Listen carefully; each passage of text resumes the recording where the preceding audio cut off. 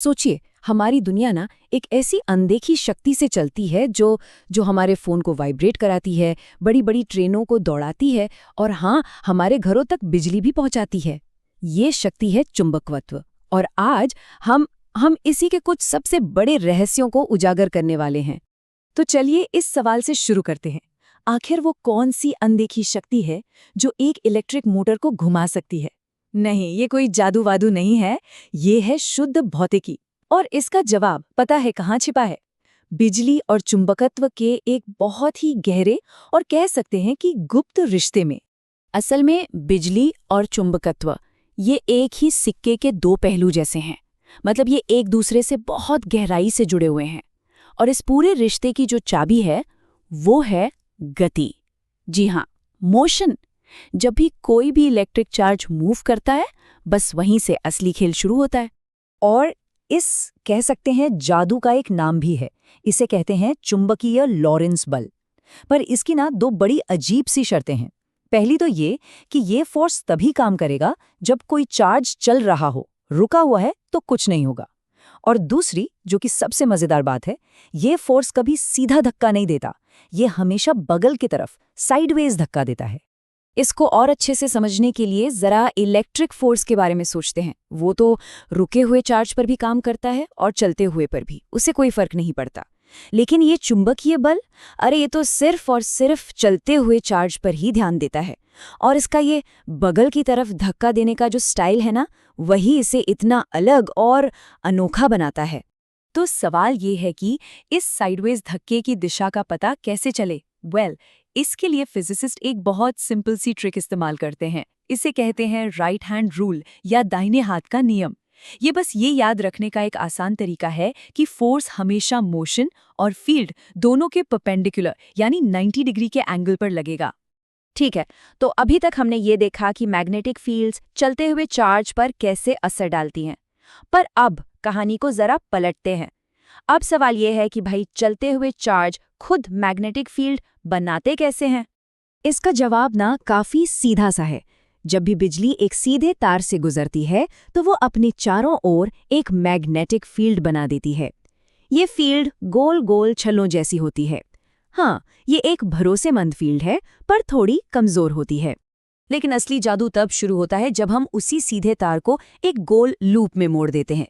जैसे ही हम ऐसा करते हैं ना, वो जो बिखरा हुआ सा मैग्नेटिक फोर्स था, वो लूप के ठीक सेंटर में आकर इकट्ठा होने लगता है। और नतीजा, वो पहले से ज्यादा मजबूत हो जाता है।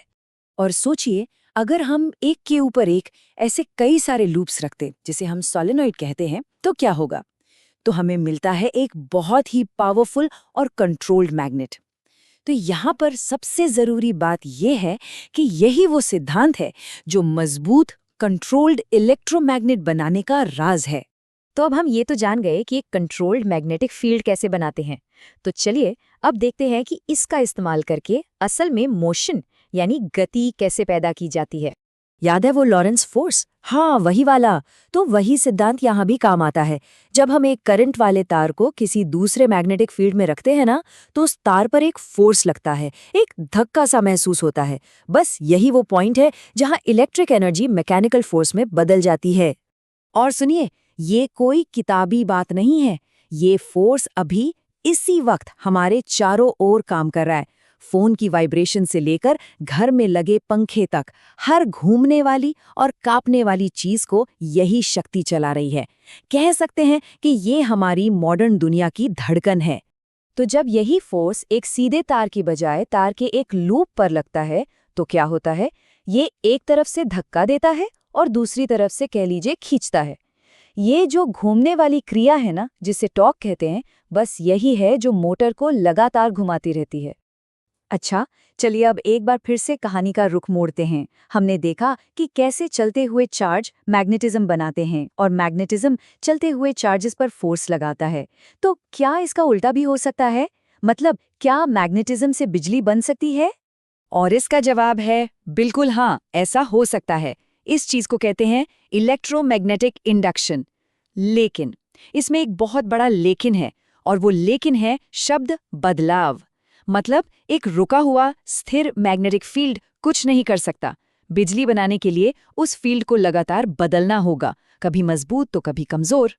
इसको ऐसे समझिए, कल्पना कीजिए कि एक मैग्नेट को तार की एक कॉइल की तरफ धकेला जा रहा है। अब जैसे जैसे मैग्नेट पास आएगा, कॉइल से गुजरने वाली मैग्नेटिक फील्ड मजबूत होती जाएगी, है ना? यही तो है बदलाव। और यहीं पर नेचर को ना ये बदलाव पसंद नहीं आता, वो इसका विरोध करती है। कॉइल क्या करती है, वो फौरन अपना एक करंट बना लेती है जिसका अपना एक मैग्नेटिक फील्ड होता है।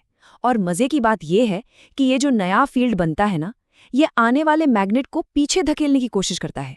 ये कुदरत का एक तरह का जड़ता का नियम है कि बदलाव का विरोध करो।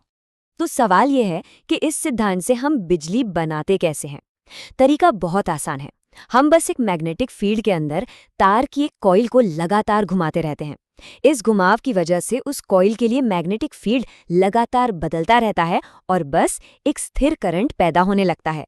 और यही छोटा सा सिद्धांत दुनिया के हर एक पावर प्लांट की बुनियाद है। तो हमने देखा कि कैसे बिजली मैग्नेटिज्म बनाती है और बदलता हुआ मैग्नेटिज्म बिजली बनाता है। ये तो एक कभी न खत्म होने वाला चक्कर है।